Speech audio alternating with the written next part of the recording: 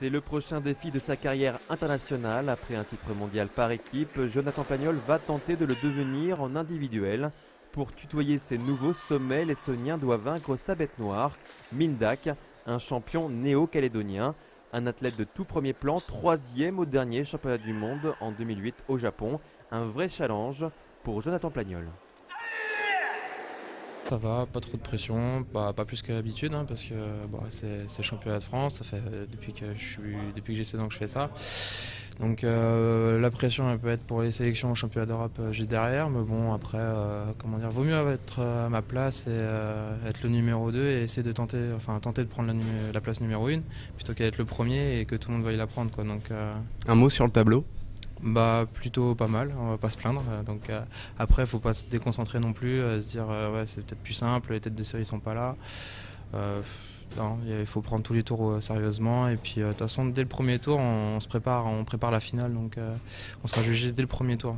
C'est là qu'on va annoncer la couleur pour la journée, comment on va être, et puis ça va monter crescendo au fur et à mesure des tours. Ça va être à mon avis difficile, il est sur le tableau, il y a Mindak d'un côté, Jonathan de l'autre côté.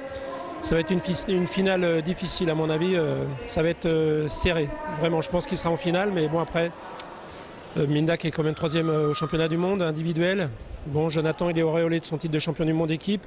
Ça peut jouer dans l'arbitrage, bon, ils se tiennent à pas grand chose, mais on verra.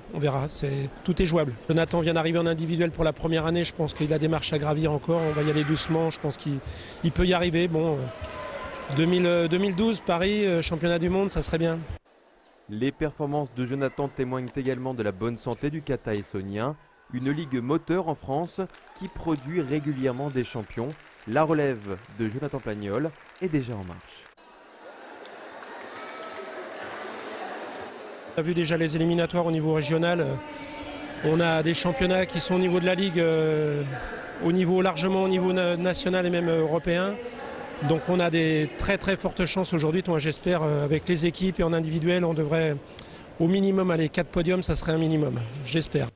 Au final, 4 Essoniens prendront place sur le podium de leur catégorie. À noter la très belle demi-finale de Marouani face à Pagnol et la 3e place de Lacoste qui perd en demi-finale face à Mindak.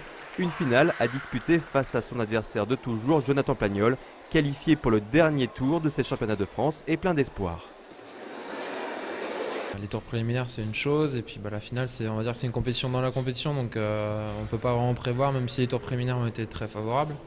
On verra vraiment l'instant présent, quoi. Donc ce qui peut se passer, il peut y avoir un déséquilibre ou un petit manque d'attention quelque part, et puis ça peut changer la donne, donc on verra tout à l'heure, quoi. En finale, Jonathan Pagnol va une nouvelle fois s'incliner sur la marque de 4 juges à 1 face à Mindak. Une déception pour le jeune Essonien, abonné aux 3e places internationales, mais jamais au final. Mindak pourrait un jour se voir dépassé par le meilleur karatéka par équipe au monde.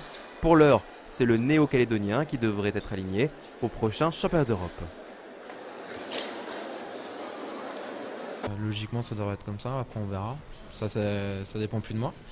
Et puis continuer à avancer, quoi, sur mes objectifs, et puis être titulaire après, et puis en individuel, et puis championnat d'Europe, championnat du monde, ou au moins intégrer le collectif régulièrement, on va dire, quoi. Donc là j'ai toutes mes preuves à faire encore, et mais bon, je commence à être régulier, à être reconnu, donc ça se passe bien. Rendez-vous est pris pour Jonathan en vue de la fin de la saison. Malgré les sollicitations de la fédération pour revenir en équipe, l'Essonien va poursuivre l'aventure en individuel, car toutes les séries, bonnes comme mauvaises, sont appelées à prendre fin.